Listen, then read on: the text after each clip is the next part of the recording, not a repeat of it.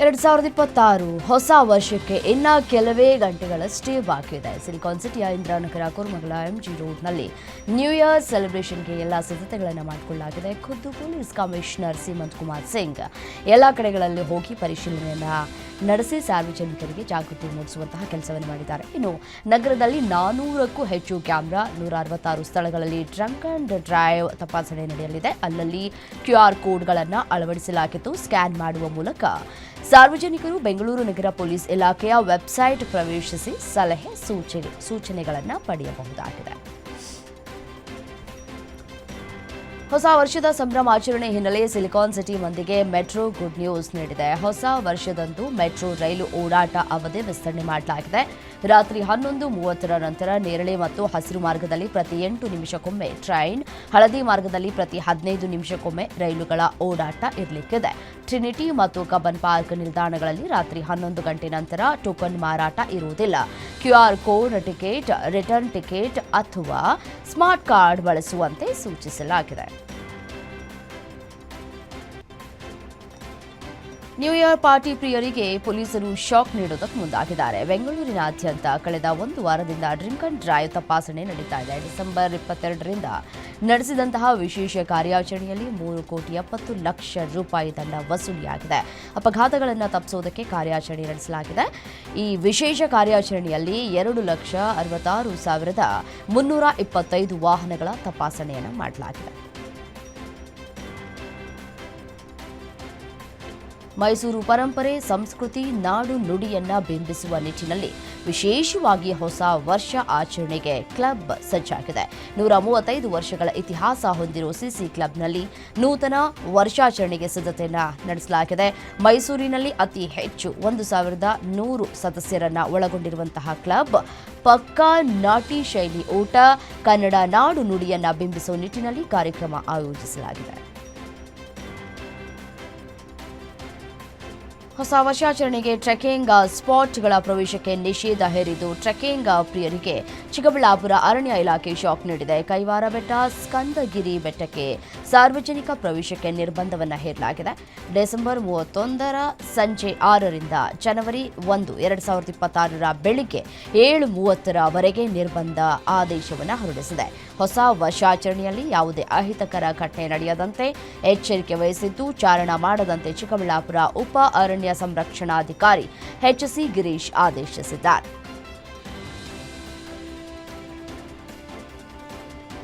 ಬೆಂಗಳೂರಿನ ಕೋಗಿಲು ಮನೆ ತೆರವು ಜಾಗಕ್ಕೆ ಬಿಜೆಪಿ ನಿಯೋಗ ಇವತ್ತು ಭೇಟಿ ನೀಡಲಿಕ್ಕಿದೆ. ಬಿಜೆಪಿ ನಾಯಕ ಆರ್ ಅಶೋಕ್, ಛಲವಾದಿ ನಾರಾಯಣಸ್ವಾಮಿ ಸೇರಿದಂತೆ ಹಲವು ಬಿಜೆಪಿ ನಾಯಕರು ಸ್ಥಳ ಪರಿಶೀಲನೆ ನಡೆಸಲಿದ್ದಾರೆ. ಬೆಳಗ್ಗೆ 11:30 ಹೊತ್ತಿಗೆ ಸ್ಥಳಕ್ಕೆ ಭೇಟಿ ನೀಡಿ ಪರಾಮರ್ಶೆ ಮಾಡಲಿದ್ದಾರೆ. ಸರ್ಕಾರ ಅಕ್ರಮವಾಗಿ ನಿವೇಶನ ಹಂಚಿಕೆಗೆ ಮುಂದಾದರೆ ಹೋರಾಟ ಮಾಡಲಾಗುತ್ತೆ ಅಂತ ವಿಪಕ್ಷ ನಾಯಕ ಆರ್ ಅಶೋಕ್ ಕಿಡಿಕಾರಿದ್ದಾರೆ. ಅಲ್ಲಿರೋರು ರೋಹಿಂಗ್ಯಾಗಳು ಎಂಬ ಅನುಮಾನ ಇದೆ. IAS ಅಧಿಕಾರಿ ಮಟ್ಟದ ತನಿಖೆ ಆಗಬೇಕು. ಕನ್ನಡಿಗರ, ವಿದೇಶಿಗರ ಅಂತ ತನಿಖೆ ಆಗಬೇಕು. ಅಲ್ಲಿವರೆಗೆ ಮನೆ ನೀಡಬಾರದು. ರಾಜ್ಯದ ನೆಲವನ್ನ ಪಾಕಿಸ್ತಾನಕ್ಕೆ ಅಡವಿಟ್ರ ಬೇರೆ ರಾಜ್ಯದ ಬಗ್ಗೆ ಮಾತನಾಡಲ್ಲ. ಪಾಕಿಸ್ತಾನ ಕೇರಳದ ಒತ್ತಡಕ್ಕೆ ಮಣಿದು ಮನೆ ಕೊಡೋದಕ್ಕೆ ಮುಂದಾಗಿದ್ದಾರೆ. ಮನಸ್ಸು ಇಚ್ಛೆ ತುಘಲಕ್ ದರ್ಬಾರ್ ನಡೆಸ್ತಾ ಇದ್ದಾರೆ ಅಂತ ವಾಗ್ದಾಳಿಯನ್ನು ನಡೆಸಿದ್ದಾರೆ. ಕೋಗಿಲು ಬಡಾವಣೆಯ ನಿವಾಸಿಗಳಿಗೆ ಮನೆ ಹಂಚಿಕೆ ವಿಚಾರಕ್ಕೆ ರಾಜ್ಯ ಸರ್ಕಾರದ ವಿರುದ್ಧ ಜೆಡಿಎಸ್ ಯುವ ಘಟಕದ ರಾಜ್ಯಾಧ್ಯಕ್ಷ ನಿಖಿಲ್ ಕುಮಾರಸ್ವಾಮಿ ಕಿಡಿಕಾರಿದ್ದಾರೆ. ಇದು ಕಾಂಗ್ರೆಸ್ ಸರ್ಕಾರದ ಹೊಸ ವರ್ಷದ ಗ್ಯಾರಂಟಿ.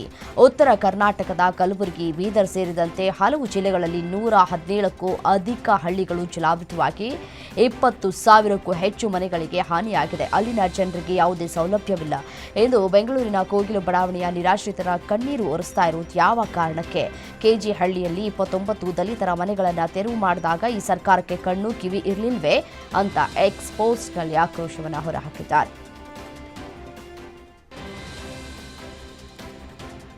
ಚಿತ್ರದುರ್ಗದ ಶಾಸಕ ವೀರೇಂದ್ರ ಪಪ್ಪಿಗೆ ಜಾಮೀನು ಸಿಕ್ಕಿದೆ. ಜನಪ್ರತಿನಿಧಿಗಳ ವಿಶೇಷ ಕೋರ್ಟ್ನಿಂದ ಜಾಮೀನು ಮಂಜೂರಾಗಿದೆ. ಅಕ್ರಮ ಬೆಟ್ಟಿಂಗ್ ಕೇಸ್ನಲ್ಲಿ ಇಡಿ ಅಧಿಕಾರಿಗಳು ಬಂಧಿಸಿದ್ರು. 4 ತಿಂಗಳ ನಂತರ ವೀರೇಂದ್ರ ಪಪ್ಪಿಗೆ ಬಿಡುಗಡೆ ಭಾಗ್ಯ ಸಿಕ್ಕಿದೆ. ಬಿಡುಗಡೆ ಆಗ್ತಾ ಇದ್ದಂತೆ ಪಪ್ಪಿ ಅಭಿಮಾನಿಗಳು ಪಟಾಕಿ ಸಿಡಿಸಿ ಸಂಭ್ರಮಿಸಿದ್ದಾರೆ. ಚಿತ್ರದುರ್ಗದ ಶಾಸಕ ಕೆಸಿ ವೀರೇಂದ್ರ ಪಪ್ಪಿಗೆ ಜಾಮೀನು ಹಿನ್ನೆಲೆ ಚಳ್ಳಕೆರೆ ನಗರದಲ್ಲಿ ಅಭಿಮಾನಿಗಳ ಸಂಭ್ರಮಾಚರಣೆ ಜೋರಾಗಿತ್ತು. ಶಾಸಕರ ಮನೆ ಮುಂಭಾಗ ಪಟಾಕಿ ಸಿಡಿಸಿ ಸಂಭ್ರಮಿಸಿದ್ದಾರೆ. ನೆಹರು ಸರ್ಕಲ್ನಲ್ಲಿ ಪಟಾಕಿ ಸಿಡಿಸಿ ಅಭಿಮಾನಿಗಳು ಸಂತಸವನ್ನು ವ್ಯಕ್ತಪಡಿಸಿದ್ದಾರೆ. ರಾಮ್ಜಿ ಕಾಯ್ದೆ ವಿಚಾರವಾಗಿ ಪ್ರಧಾನಿ ನರೇಂದ್ರ ಮೋದಿಗೆ ಸಿಎಂ ಸಿದ್ದರಾಮಯ್ಯ ಪತ್ರ ಬರೆದಿದ್ದಾರೆ. ಕಾಯ್ದೆ ಉದ್ಯೋಗ ಖಾತರಿ ತತ್ವಕ್ಕೆ ಮಾರಕವಾಗಿದೆ. ಹಿಂದಿನ ಮನರೇಗಾ ಯೋಜನೆಯಡಿಯಲ್ಲಿ 90 ಕೇಂದ್ರ ಸರ್ಕಾರ, 10 ರಾಜ್ಯದ ಹಂಚಿಕೆ ಇತ್ತು. ಈಗ ಹೊಸದಾಗಿ ತಂದಿರುವ ಕಾಯ್ದೆಯು ರಾಜ್ಯ ಸರ್ಕಾರದ ಆರ್ಥಿಕತೆಗೆ ಹೊರೆಯಾಗಲಿದೆ. ಈ ಕಾಯ್ದೆಯು 258, 250 ವಿಧಿಯ ಉಲ್ಲಂಘನೆಯಾಗಿದೆ. ಈ ವಿಧಾನವು ಸಹಕಾರಿ ಒಕ್ಕೂಟದ ನಾಶಕ್ಕೆ ದಾರಿ. ಕಾಯ್ದೆ ಸ್ಥಗಿತ ಮಾಡಿ ಸಮೃದ್ಧ ಭಾರತ ನಿರ್ಮಿಸಬೇಕು ಅಂತ ಮನವಿ ಮಾಡಿದ್ದಾರೆ. ಬೆಂಗಳೂರಿನ ರಾಜಾಜಿನಗರ ಶಾಸಕ ಮಾಜಿ ಸಚಿವ ಸುರೇಶ್ ಕುಮಾರ್ ಯುವ ಸಮೂಹ ನಾಚುವಂತೆ ಮಾಡಿದ್ದಾರೆ. 7ರ ವಯಸ್ಸಲ್ಲಿ 70ರ ವಯಸ್ಸಲ್ಲಿ ಬರೋಬ್ಬರಿ 702 ಕಿಲೋಮೀಟರ್ ದೂರ ಸೈಕ್ಲಿಂಗ್ ಮಾಡಿದ್ದಾರೆ. ಡಿಸೆಂಬರ್ 23ಕ್ಕೆ ಪ್ರಯಾಣ ಶುರು ಮಾಡಿದ ಸುರೇಶ್ ಅಂಡ್ ಫ್ರೆಂಡ್ಸ್ ಟೀಮ್ 37 ಗಂಟೆಗಳ ಕಾಲ ಸೈಕ್ಲಿಂಗ್ ಮಾಡಿ ಕನ್ಯಾಕುಮಾರಿಗೆ ತಲುಪಿದ್ದಾರೆ. ಪೈರಸಿ ವಿರುದ್ಧ ಸುದೀಪ್ ಬಳಿಕ ನವರಸ ನಾಯಕ ಜಗ್ಗೇಶ್ ಸಮರ ಸಾರಿದ್ದಾರೆ. ಕೋಣ ಚಿತ್ರದ ನಿರ್ಮಾಪಕ ರವಿಕಿರಣ್ ಜೊತೆ ಸೇರಿ ದೊಡ್ಡ ಪೈರಸಿ ಜಾಲವನ್ನ ನಟ ಜಗ್ಗೇಶ್ ಭೇದಿಸಿದ್ದಾರೆ. ಇತ್ತೀಚೆಗೆ ನಟ ಸುದೀಪ್ ಪೈರಸಿ ವಿರುದ್ಧ ಯುದ್ಧ ಮಾಡ್ತೇವೆ ಎಂದಿದ್ರು. ಪೈರಸಿ ಮಾಡೋದು ಅಂತಂದ್ರೆ ದೊಡ್ಡ ಕ್ರೈಮ್ ಇದ್ದಂತೆ ಅಂತ ಜಗ್ಗೇಶ್ ಕಿಡಿಕಾರಿದ್ದಾರೆ. ಫೇಸ್ಬುಕ್ ಲೈವ್ನಲ್ಲಿ ಮಾಹಿತಿ ನೀಡಿರೋ ನಟ ಜಗ್ಗೇಶ್, ಸಿನಿಮಾ ಚೆನ್ನಾಗಿದ್ರೆ ನೋಡ್ತಾರೆ, ಇಲ್ಲ ರಿಜೆಕ್ಟ್ ಮಾಡ್ತಾರೆ. ಮೊಬೈಲ್ನಲ್ಲೇ ಸಿನಿಮಾ ನೋಡಬಹುದು ಅಂತಂದ್ರೆ ಥಿಯೇಟರ್ಗೆ ಯಾರು ಬರ್ತಾರೆ? ಪೈರಸಿ ಅನ್ನೋದು ಕೊಲೆ ಅಥವಾ ದರೋಡೆಗೆ ಸಮ ಅಂತ ಕಿಡಿಕಾರಿದ್ದಾರೆ. ಪೈರಸಿ ವಿರುದ್ಧ ಫೈಟ್ ಮಾಡುವುದಕ್ಕೆ ಡೆವಿಲ್ ಚಿತ್ರತಂಡ ಸಜ್ಜಾಗಿದೆ. ಡೆವಿಲ್ ಚಿತ್ರದ ಬಗ್ಗೆ ನೆಗೆಟಿವ್ ಪ್ರಚಾರ ಮಾಡುವವರಿಗೆ ಡೆವಿಲ್ ಟೀಮ್ ವಾರ್ನಿಂಗ್ ನೀಡಿದೆ.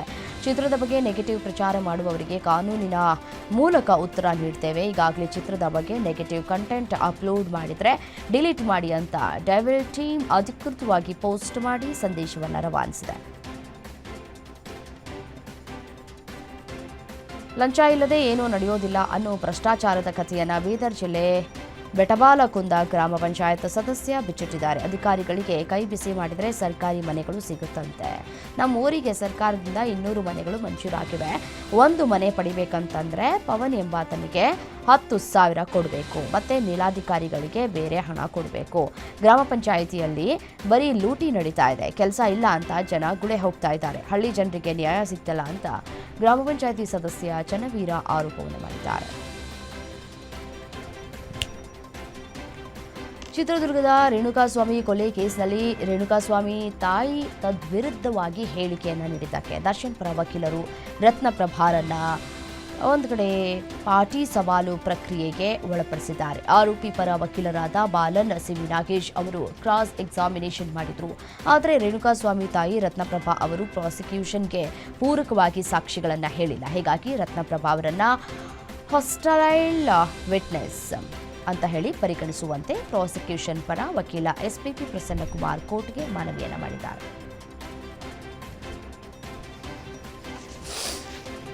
ಬಯೋಕಾನ್ ಉದ್ಯೋಗಿ 5ನೇ ಮಹಡಿಯಿಂದ ಹಾರಿ ಆತ್ಮಹತ್ಯೆಯನ್ನು ಮಾಡಿಕೊಂಡಿದ್ದಾರೆ. ಬೆಂಗಳೂರು ಹೊರವಲಯದ ಎಲೆಕ್ಟ್ರಾನಿಕ್ ಸಿಟಿ ಫೇಸ್ 2 ಬಳಿಯ ಬಯೋಕಾನಿಕ್ ಕಂಪನಿಯಲ್ಲಿ ಘಟನೆ ನಡೆದಿದೆ. ಬನಶಂಕರಿ ನಿವಾಸಿ ಅಂತ ತಿಳಿದು ಬರ್ತಾ ಇದೆ. ಅನಂತಕುಮಾರ್ ಮೃತ ವ್ಯಕ್ತಿ ಫೋನ್ನಲ್ಲಿ ಮಾತನಾಡುತ್ತಾ ಕಟ್ಟಡದ ಟೆರೇಸ್ಗೆ ತೆರಳಿದ್ದು 2:30ರ ಸುಮಾರಿಗೆ 5ನೇ ಮಹಡಿಯಿಂದ ಹಾರಿದ್ದು ಸ್ಥಳದಲ್ಲಿ ಮೃತಪಟ್ಟಿದ್ದಾನೆ. ಸ್ಥಳಕ್ಕೆ ಆಗಮಿಸಿದ ಪರಪ್ಪನ ಅಗ್ರಹಾರ ಪೊಲೀಸರು ಪರಿಶೀಲನೆ ನಡೆಸಿ ಆತ್ಮಹತ್ಯೆಗೆ ನಿಖರ ಕಾರಣ ಬಗ್ಗೆ ತನಿಖೆಯನ್ನು ನಡೆಸ್ತಾ ಇದ್ದಾರೆ.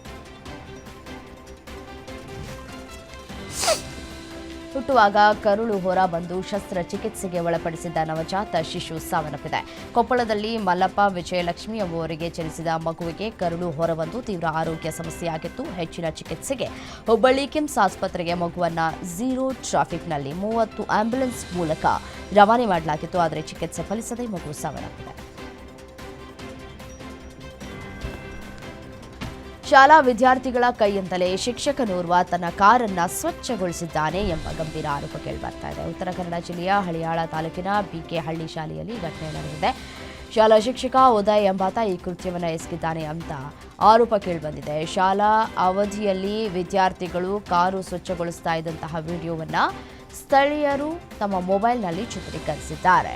ವಿಷಯ ತಿಳಿದ ಬಿಇಒ ಪ್ರಮೋದ ಮಹಾಲೆ ಶಾಲಾ ಮುಖ್ಯ ಶಿಕ್ಷಕನಿಂದ ವರದಿಯನ್ನು ಕೇಳಿದ್ದಾರೆ. ಟೋಲ್ ಹಣ ಕೇಳಿದ್ದಕ್ಕೆ ಸಿಬ್ಬಂದಿಗೆ ಲಾರಿ ಡ್ರೈವರ್ ಹಾಗೂ ಕ್ಲೀನರ್ ಹಿಗಾಮುಗ ಥಳಿಸಿರುವಂತಹ ಘಟನೆ ಬಂಟ್ವಾಳ ತಾಲೂಕಿನ ಬ್ರಹ್ಮಾರ ಕೂಟ್ಲು ಟೋಲ್ನಲ್ಲಿ ನಡೆದಿದೆ. ಸಿಬ್ಬಂದಿ ಟೋಲ್ ಹಣ ಕೇಳಿದಾಗ ಆರೋಪಿಗಳು ಹಣ ನೀಡುವುದಕ್ಕೆ ನಿರಾಕರಿಸಿದ್ದು ಅಲ್ಲದೆ ಅವಾಚ್ಯ ಶಬ್ದಗಳಿಂದ ನಿಂದಿಸಿ ಹಲ್ಲೆ ಮಾಡಿದ್ದಾರೆ. ಘಟನೆಗೆ ಸಂಬಂಧಪಟ್ಟಂತೆ ದೃಶ್ಯಾವಳಿಗಳು ಸಿಸಿಟಿವಿಯಲ್ಲಿ ಸೆರೆಯಾಗಿದೆ. ಚಿಕ್ಕಮಗಳೂರು ಮೂಲದ ಆರೋಪಿಗಳಾದ ಭರತ್ ತೇಜಸ್ನನ್ನ ಪೊಲೀಸರು ಬಂಧಿಸಿದ್ದಾರೆ. ಈ ಕುರಿತು ಬಂಟ್ವಾಳ ಪೊಲೀಸ್ ಠಾಣೆಯಲ್ಲಿ ಪ್ರಕರಣ ದಾಖಲಾಗಿದೆ. ಬೆಳಗಾವಿ ಜಿಲ್ಲೆಯ ಬೈಲಹೊಂಗಲ ತಾಲೂಕಿನ ಗುಡಿಕಟ್ಟಿ ಗ್ರಾಮದಲ್ಲಿ ರಸ್ತೆ ದುರಸ್ತಿಗೆ ಆಗ್ರಹಿಸಿ ವಿದ್ಯಾರ್ಥಿಗಳು ಹಾಗೂ ಗ್ರಾಮಸ್ಥರು ಪ್ರತಿಭಟನೆ ನಡೆಸಿದರು.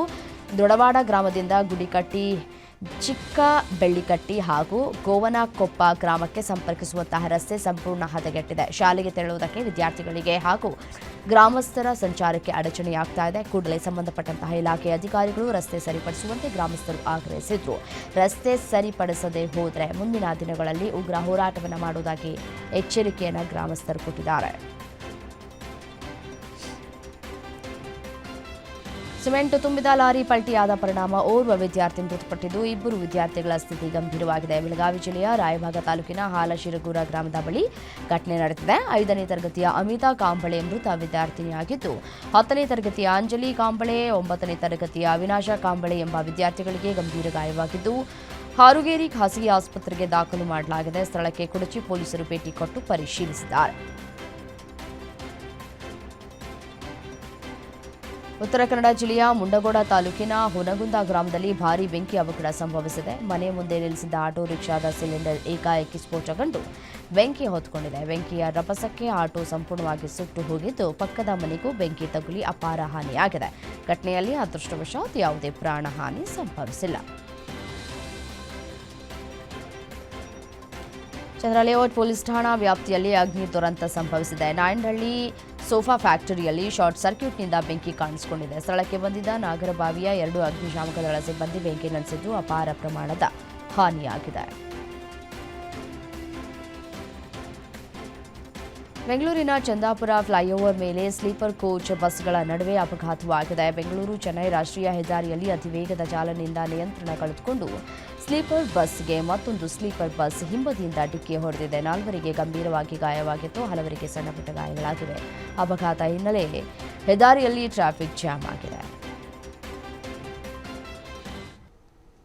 ಬೆಂಗಳೂರಿನಲ್ಲಿ ವರ್ಷದ ಮೊದಲ ಭಾನುವಾರ ಚಿತ್ರಸಂತೆಗೆ ಸಿದ್ಧತೆಗಳನ್ನು ಮಾಡಿಕೊಳ್ಳಲಾಗ್ತಾ ಇದೆ. ಜನವರಿ 4ರಂದು 23ನೇ ಚಿತ್ರಸಂತೆಯನ್ನು ಸಿಎಂ ಸಿದ್ದರಾಮಯ್ಯ ಉದ್ಘಾಟನೆ ಮಾಡಲಿದ್ದಾರೆ. ಶಿವಾನಂದ ವೃತ್ತದಿಂದ ವೆಂಡ್ಸರ್ ಮ್ಯಾನರ್ ಹೋಟೆಲ್ವರೆಗಿನ ರಸ್ತೆಯಲ್ಲಿ ವಾಹನ ಸಂಚಾರ ನಿಷೇಧ ಮಾಡಲಾಗುತ್ತೆ. ಚಿತ್ರಸಂತೆ ಭಾನುವಾರ ಆರಂಭವಾದರೆ ಜನವರಿ ಅಂತ್ಯದವರೆಗೂ ನಡೆಯಲಿದ್ದು, ರೈಲ್ವೆ ನಿಲ್ದಾಣ, ಮೆಜೆಸ್ಟಿಕ್, ಮಂತ್ರಿ ಮಾಲ್, ಶಿವಾಜಿನಗರದಿಂದ ಫೀಡರ್ ಬಸ್ ವ್ಯವಸ್ಥೆಯನ್ನು ಮಾಡಲಾಗಿದೆ. ಈ ಬಾರಿಯ ಚಿತ್ರಸಂತೆಯಲ್ಲಿ 5 ಲಕ್ಷಕ್ಕೂ ಹೆಚ್ಚು ಆಸಕ್ತರು ಭಾಗವಹಿಸುವ ಸಾಧ್ಯತೆ ಇದ್ದು, ಆನ್ಲೈನ್ನಲ್ಲೂ ಚಿತ್ರಸಂತೆ ವೀಕ್ಷಣೆಗೆ ಅವಕಾಶವನ್ನು ನೀಡಲಾಗಿದೆ. ತಿರುಮಲ ತಿರುಪತಿಯಲ್ಲಿ ವೈಕುಂಠ ಏಕಾದಶಿ ದಿನ ವಿಶೇಷ ರಥೋತ್ಸವ ನೆರವೇರಿದೆ. ಡಿಸೆಂಬರ್ 30ಕ್ಕೆ ತಿರುಮಲದಲ್ಲಿ ವೈಕುಂಠ ದ್ವಾರ ತೆರೆದಿದ್ದು, ಜನವರಿ 8ರವರೆಗೆ ಅಂದರೆ 10 ದಿನಗಳ ಕಾಲ ದಕ್ಷಿಣ ದ್ವಾರದಲ್ಲಿ ಹೋಗಿ ಭಕ್ತರು ತಿಮ್ಮಪ್ಪನ ದರ್ಶನವನ್ನ ಪಡೆಯಬಹುದು.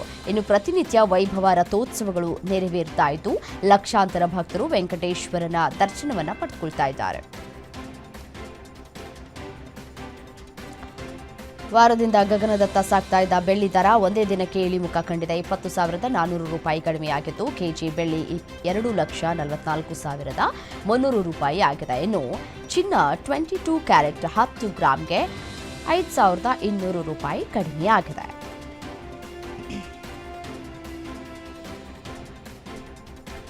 ವಿಶ್ವ ಆರ್ಥಿಕ ವಲಯದಲ್ಲಿ ಭಾರತ ಮತ್ತೊಂದು ಐತಿಹಾಸಿಕ ಮೈಲಿಗಲ್ಲು ಸಾಧಿಸಿದ್ದು, ಜಪಾನ್ನ ಹಿಂದಿಕ್ಕಿ ವಿಶ್ವದ 4ನೇ ಅತಿದೊಡ್ಡ ಆರ್ಥಿಕತೆಯಾಗಿ ಹೊರಹೊಮ್ಮಿದೆ. ಟೈಮ್ಸ್ ಆಫ್ ಇಂಡಿಯಾ ವರದಿ ಮಾಡಿರುವಂತೆ ಸರ್ಕಾರದ ವರ್ಷದ ಕೊನೆಯ ಆರ್ಥಿಕ ಪರಿಶೀಲನೆಯ ಪ್ರಕಾರ ಭಾರತದ ಒಟ್ಟು ದೇಶೀಯ ಉತ್ಪನ್ನ 2018 ಅಂದರೆ $4.18 ಟ್ರಿಲಿಯನ್ ತಲುಪಿದೆ.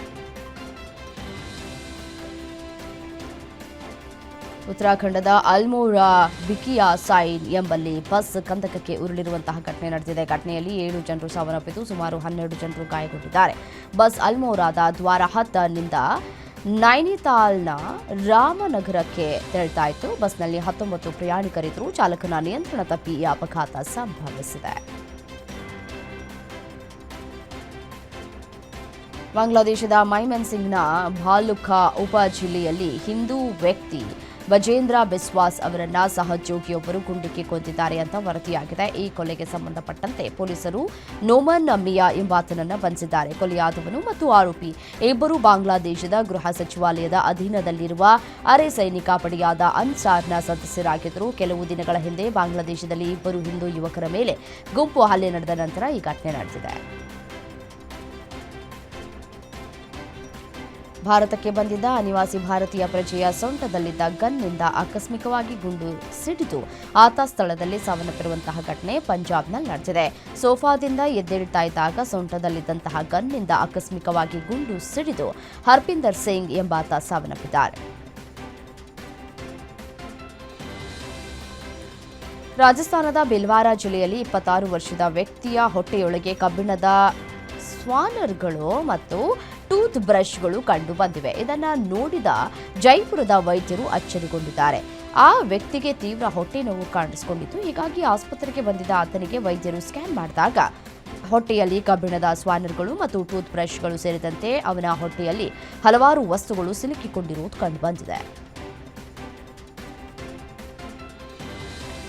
ಸಾಮಾಜಿಕ ಜಾಲತಾಣಗಳಲ್ಲಿ ವೈರಲ್ ಆಗುವ ಕೆಲವು ದೃಶ್ಯಗಳು ಒಳ್ಳೆತನಕ್ಕೆ ಸಾಕ್ಷಿಯಾಗುತ್ತವೆ. ಇಲ್ಲೊಬ್ಬಳು ಪುಟ್ಟ ಬಾಲಕಿ ಬೀದಿ ನಾಯಿಗಳಿಗೆ ತನ್ನ ಟಿಫಿನ್ ಬಾಕ್ಸ್ನಲ್ಲಿದ್ದಂತಹ ಆಹಾರವನ್ನು ಹಾಕಿ ಅದರ ಹಸಿವನ್ನು ನೀಗಿಸಿದ್ದಾಳೆ. ಈ ದೃಶ್ಯವನ್ನು ನೋಡಿದ ನೆಟ್ಟಿಗರು ಈ ಬಾಲಕಿಯ ಒಳ್ಳೆತನಕ್ಕೆ ಮೆಚ್ಚುಗೆಯನ್ನು ವ್ಯಕ್ತಪಡಿಸಿದ್ದಾರೆ. ಕೋಲ್ಕತ್ತಾಗೆ ಭೇಟಿ ನೀಡಿದ್ದ ಕೇಂದ್ರ ಗೃಹ ಸಚಿವ ಅಮಿತ್ ಶಾ ಪಶ್ಚಿಮ ಬಂಗಾಳ ಸರ್ಕಾರದ ವಿರುದ್ಧ ಟೀಕಾ ಪ್ರಹಾರ ನಡೆಸಿದ್ರು. ಬಂಗಾಳ ಭಯೋತ್ಪಾದಕರ ಕೇಂದ್ರವಾಗಿದೆ ಅಂತ ಅಮಿತ್ ಶಾ ಆರೋಪಿಸಿದ್ರು. ಈ ಹೇಳಿಕೆಗೆ ತಿರುಗೇಟನ್ನು ನೀಡಿರುವಂತಹ ಬಂಗಾಳದ ಸಿಎಂ ಮಮತಾ ಬ್ಯಾನರ್ಜಿ ಪಶ್ಚಿಮ ಬಂಗಾಳದಲ್ಲಿ ಭಯೋತ್ಪಾದಕರು ಇದ್ರೆ ನೀವೇ ಪಹಲ್ಗಾಮ್ ದಾಳಿ ನಡೆಸಿದ್ದೀರಾ ಅಂತ ಅಮಿತ್ ಶಾ ಅವರನ್ನ ಪ್ರಶ್ನಿಸಿದ್ದಾರೆ.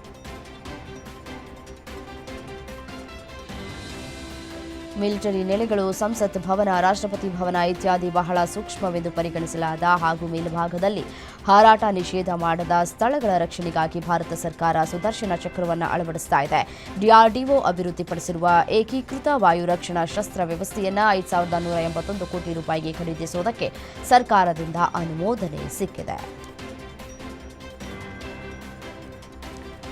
ಕೇಂದ್ರ ರೈಲ್ವೆ ಸಚಿವ ಅಶ್ವಿನಿ ವೈಷ್ಣವ್ ತಮ್ಮ ಎಕ್ಸ್ ಖಾತೆಯಲ್ಲಿ ಕೋಟಾ ನಾಗ್ಡಾ ವಿಭಾಗದ ನಡುವೆ ಗಂಟೆಗೆ 180 ಕಿಲೋಮೀಟರ್ ವೇಗದಲ್ಲಿ ಚಲಿಸುವ ವಂದೇ ಭಾರತ್ ಸ್ಲೀಪರ್ ರೈಲಿನ ವಿಡಿಯೋವನ್ನು ಹಂಚಿಕೊಂಡಿದ್ದಾರೆ. ಈ ನೀರಿನ ಪರೀಕ್ಷೆ ವಂದೇ ಭಾರತ್ ರೈಲಿನ ತಾಂತ್ರಿಕ ವೈಶಿಷ್ಟ್ಯವನ್ನು ಪ್ರದರ್ಶಿಸುತ್ತದೆ ಅಂತ ಅಶ್ವಿನಿ ವೈಷ್ಣವ್ ಎಕ್ಸ್ ಪೋಸ್ಟ್ನಲ್ಲಿ ಬರೆದಿದ್ದಾರೆ. ತೆಲಂಗಾಣದ ಹಾಸ್ಟೆಲ್ ವಾರ್ಡನ್ ವಿದ್ಯಾರ್ಥಿನಿಗೆ ಕೋಲಿನಿಂದ ಹೊಡಿತಾ ಇರುವಂತಹ ವಿಡಿಯೋ ವೈರಲ್ ಆಗಿದೆ. ಕೆಲ ವಿದ್ಯಾರ್ಥಿ ಸಂಘಟನೆಗಳು ಕ್ರಮ ಕೈಗೊಳ್ಳುವಂತೆ ಒತ್ತಾಯಿಸಿವೆ. ವಿದ್ಯಾರ್ಥಿಯ ಕ್ಷಮೆ ಯಾಚಿಸಿದ್ದಾರೆ. ಆದರೂ ವಾರ್ಡನ್ ಕೋಲಿನಿಂದ ಹೊಡೆಯೋದನ್ನು ಮುಂದುವರೆಸಿದ್ದಾರೆ. ಹೀಗಾಗಿ ಸಹಪಾಠಿಗಳಲ್ಲಿ ಒಬ್ಬರು ಈ ಘಟನೆಯನ್ನು ಕ್ಯಾಮೆರಾದಲ್ಲಿ ಸೆರೆ ಹಿಡಿದಿದ್ದಾರೆ ಅಂತ ಮೂಲಗಳಿಂದ ಮಾಹಿತಿ ಲಭ್ಯವಾಗ್ತಾ ಇದೆ. ಪಂಜಾಬ್ನ ಅಮೃತಸರದಲ್ಲಿರುವ ಆಭರಣ ಅಂಗಡಿಯಲ್ಲಿ ಕದಿಯೋದಕ್ಕೆ ಅಂತ ಹೇಳಿ ಹೋದಂತಹ ಕಳ್ಳರು ಫಜೀತಿಗೆ ಸಿಲುಕಿರುವಂತಹ ಘಟನೆ ನಡೆದಿದೆ. ಅಂಗಡಿಗೆ ನುಗ್ಗಿದ ದರೋಡೆಕೋರರು ಆಭರಣ ವ್ಯಾಪಾರಿಯ ಮೇಲೆ ಗುಂಡು ಹಾರಿಸಿದ್ದಾರೆ. ಅದೃಷ್ಟವಶಾತ್ ಯಾವುದೇ ಗುಂಡುಗಳು ಆಭರಣ ವ್ಯಾಪಾರಿಗೆ ತಗಲಿಲ್ಲ. ಬುದ್ಧಿವಂತಿಕೆಯನ್ನ ಪ್ರದರ್ಶಿಸಿ ಆಭರಣ ವ್ಯಾಪಾರಿ ದಾಳಿಕೋರರಲ್ಲಿ ಒಬ್ಬನನ್ನ ಸೆರೆ ಹಿಡಿಯುವಲ್ಲಿ ಯಶಸ್ವಿಯಾಗಿದ್ದಾನೆ. ಉತ್ತರಾಖಂಡದ ನೈನಿತಾಲ್ನಲ್ಲಿ ಅಪಘಾತ ಆಗಿತ್ತು. ಆಘಾತಕಾರಿ ಘಟನೆಯೊಂದು ಇದೀಗ ಮತ್ತೊಂದು ಬೆಳಕಿಗೆ ಬರ್ತಾ ಇದೆ. ಉತ್ತರ ಪ್ರದೇಶದ ಟ್ಯಾಕ್ಸಿ ಚಾಲಕನೊಬ್ಬ ನಿಲ್ಲಿಸಿದ್ದ ಕಾರಿನೊಳಗೆ ಉಸಿರುಗಟ್ಟಿ ಸಾವನ್ನಪ್ಪಿದ್ದಾರೆ.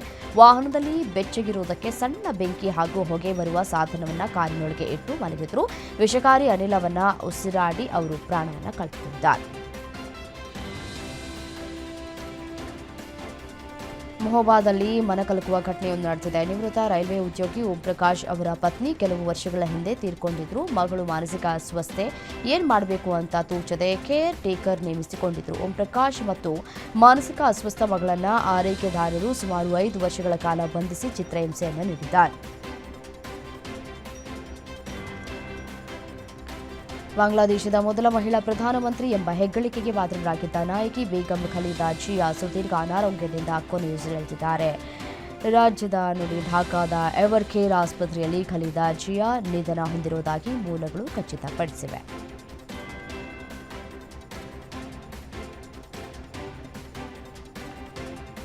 ಯಮನ್ ಬಂದರು ನಗರ ಮುಖಲ್ಲಾ ಮೇಲೆ ಸೌದಿ ಅರೇಬಿಯಾ ವೈಮಾನಿಕ ದಾಳಿ ನಡೆಸಿದೆ. ಯಮನ್ನ ದಕ್ಷಿಣ ಪ್ರತ್ಯೇಕವಾದಿಗಳ ವಿದೇಶಿ ಬೆಂಬಲಿತ ಹಡಗುಗಳು ಶಸ್ತ್ರಾಸ್ತ್ರಗಳನ್ನು ಪೂರೈಸುತ್ತಿವೆ ಅಂತ ಆರೋಪಿಸಿ ಸೌದಿ ಅರೇಬಿಯಾವು ಮುಖಲ್ಲಾ ಮೇಲೆ ಏರ್ ಸ್ಟ್ರೈಕ್ ಮಾಡಿದೆ.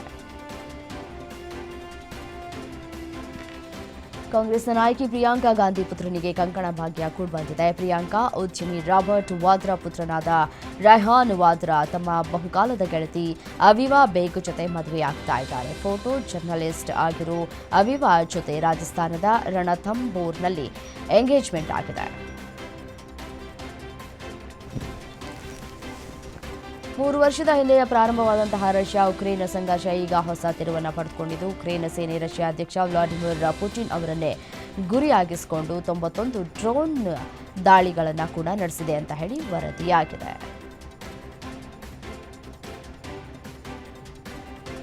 ಅಮೆರಿಕ ಆಯಿತು ಕೆಲ ದಿನಗಳ ಅಂತರ ಬಳಿಕ ಈಗ ಚೀನಾ ಸರದಿ. ಭಾರತ ಪಾಕ್ ನಡುವೆ ಯುದ್ಧ ನಿಲ್ಲಿಸಿತು ನಾವೇ ಅಂತ ಚೀನಾ ಸ್ಟೇಟ್ಮೆಂಟ್ ನೀಡಿದೆ. ಈ ಹಿಂದೆ ಅಮೆರಿಕ ಅಧ್ಯಕ್ಷ ಡೊನಾಲ್ಡ್ ಟ್ರಂಪ್ ಜಾಗತಿಕ ಮಟ್ಟದಲ್ಲಿ ಹೇಳಿಕೆ ನೀಡಿದ್ರು. ಈಗ ಚೀನಾ ವಿದೇಶಾಂಗ ಸಚಿವ ವಾಂಗ್ ಹಿ ಭಾರತ ಪಾಕ್ ಉದ್ವಿಗ್ನ ವಾತಾವರಣ ತಿಳಿಗೊಳಿಸಿದ ನಾವೇ ಅನ್ನೋ ಹೇಳಿಕೆ ಕೊಟ್ಟಿದ್ದಾರೆ. ರಾಜ್ಬಿ ಶೆಟ್ಟಿ ಅಭಿನಯದ ರಕ್ಕಸ ಪುರದೊಳ್ಳ ಚಿತ್ರ ಫೆಬ್ರವರಿ 6ರಂದು ತೆರೆಗೆ ಬರಲಿಕ್ಕಿದೆ. ಚಿತ್ರದ ಟೀಸರ್ ಬಿಡುಗಡೆ ಮೂಲಕ ಚಿತ್ರ ಬಿಡುಗಡೆ ದಿನಾಂಕವನ್ನು ಘೋಷಿಸಿದೆ. ಚಿತ್ರದಲ್ಲಿ ರಾಜ್ ಇನ್ಸ್ಪೆಕ್ಟರ್ ಪಾತ್ರದಲ್ಲಿ ನಟಿಸಿದ್ದಾರೆ.